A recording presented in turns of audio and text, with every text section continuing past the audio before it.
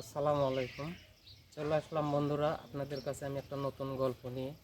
আর গল্প বলতে এরকম কিছু আমার কোনো বানানো গল্প নয়। আমি যখন যেখানে যে অবস্থায় যে পরিবেশে যেখানে যা কিছু দেখি সেটাই আমার কাছে গল্প।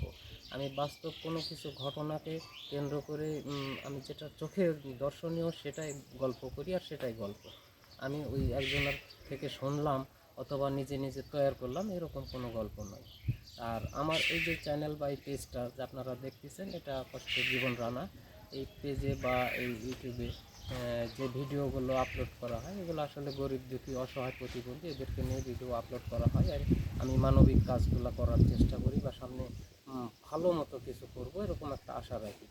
আর এই লক্ষ্যেই আমার এই চ্যানেল বা পেজ। তো আপনারা যে যেখান থেকে দেখতেছেন আমার গল্পটা শুনুন। কিছুদিন আগে আমি এক জায়গায় যাব, আর যাওয়ার জন্য একটা ভ্যান গাড়ি প্রয়োজন। আমার নিজস্ব বাইক নাই। তো আমি সেই ক্ষেত্রে আমি ভ্যানে উঠতে হবে। একটা বৃদ্ধ বাবাজি, মানে ভ্যান চালানোর মতো বয়স তার নাই, কিন্তু তারপরেও ভ্যানে হ্যান্ডেলে হাত দিয়ে দাঁড়িয়ে আছে। আমি বললাম, চাচা আমি অমুক জায়গায় যাব, নিয়ে যাবেন? তো বললো চলেন। তো আমি ভ্যানে বসতেই সে নিয়ে আমাকে সেখানে নিয়ে যাচ্ছিল। তো রাস্তার মধ্যে তার সাথে কথা হচ্ছিলো, আর তখন যে হ্যান্ডেলে হাত দিয়ে বসেছিল, সিটে বসে হ্যান্ডেলে হাত দিয়ে আছে। আর তখন আমি লক্ষ্য করলাম তার শার্টের কিন্তু কোনো বোতাম ছিল, শার্ট গায়ে আছে, দুই দিকে বোতাম লাগানো। তো আমি তাকে জিজ্ঞাসা করলাম, ভ্যান চলতি অবস্থায় তাকে জিজ্ঞাসা করলাম যে চাচা আপনার কী অবস্থান, পরিবারের কী অবস্থান, কয়জন ছেলে মেয়ে বা কীভাবে সংসার চলতেছে, সব কিছু মিলিয়ে যেটা জানলাম তাতে সে একজন গরিব। তা আপনি এই বয়সে আপনি এই যে ভ্যান চালাচ্ছেন, আপনার কি কষ্ট হচ্ছে না? এখন তো আপনার রেস্টের সময়। তখন অনেক কষ্ট নিয়ে, অনেক মনের ভিতর আকুতি, মানে এমন একটা পরিস্থিতি তার ভিতর, মানে আমার কাছে কেঁদে দিবে এরকম একটা পরিস্থিতি। তারপরও ওরকম মনোভাব নিয়ে সে আমার কাছে বলতেছে যে আমার ছেলে আছে, মেয়ে আছে, সংসার আছে। আসলে আমরা গরিব পরিবার, আমাদের আয় রোজগার যে ওরকম অ্যাভেলেবল আছে তা নয়। এই যে আমার সামান্য ইনকাম, এই ইনকাম দিয়ে আমার পরিবারটা চালাতে হয়। তো এই কারণে আমাকে এই কাজ ছাড়া আমি এখন আর কি কাজ করব। তা আমি বললাম, একটা ছোটোখাটো একটা দোকান করেন, বিভিন্ন বাজারে বা মোড়ে দোকান তো হয়, আপনি ওখানে একটা দোকান করেন।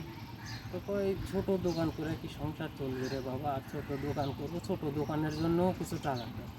তা আমি এক পর্যায়ে কথায় বললাম যে আমি আপনাকে কিছু ক্যাশ দিচ্ছি, কিছু টাকা দিচ্ছি, আপনি শুরু করেন, তারপরে আস্তে আস্তে বাড়ান। তো সে আমাকে যেভাবে বোঝালো যে এখনকার সময়ে ছোট দোকানে এই 4-5 জন মানুষের সংসার চালানো অনেক কষ্ট, সেটাও আমি বুঝলাম। আচ্ছা, যাক, পরিশেষে আমি তাকে জিজ্ঞেস করলাম এরকম যে আপনার এই যে শার্ট যেটা গায়ে দিয়ে আছে, এই শার্টে ময়লা কেন? আপনার কি বাড়িতে ধুয়ে দেয় না, চাচি ধুয়ে দেয় না, বা কী অবস্থা? আর আপনার শার্টের বোতাম নাই, বোতামটা লাগাই নেবেন। তো বোতাম লাগাবো, বোতাম লাগানোর সময়ও পাই না। আর শার্টে ময়লার কথা বলতেছেন, এই ময়লা উঠেই না, মানে ময়লা হতে হতে হতে হতে এমন জমছে, সাবান দিলেও সেই ময়লা ওঠে না, এরকম শার্ট গায়ে দেশে বসে আছে। তো আপনারা আপনাদের জ্ঞান থেকে একটু অনুভব করেন যে আপনি ওই লোকের চাইতে কতটুকু ভালো আছেন, কতখানি ভালো আছেন। আর ভালো যদি থেকে থাকেন, অবশ্যই অবশ্যই আমার হোক বা অন্য কারো হোক, যারা মানবিক কাজ করে তাদেরকে একটু সহযোগিতা করবেন।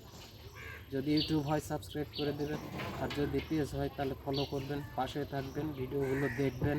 বা এই ভিডিওর মাধ্যমে এক একটা সময় এক একটা কাহিনী আসবে, এক একজন মানুষের দৃশ্য আসবে, এক একজন মানুষের কথা আসবে, বা এক একটা পরিবারের কাহিনী তুলে ধরা হবে বা তাদেরকে দেখানো হবে।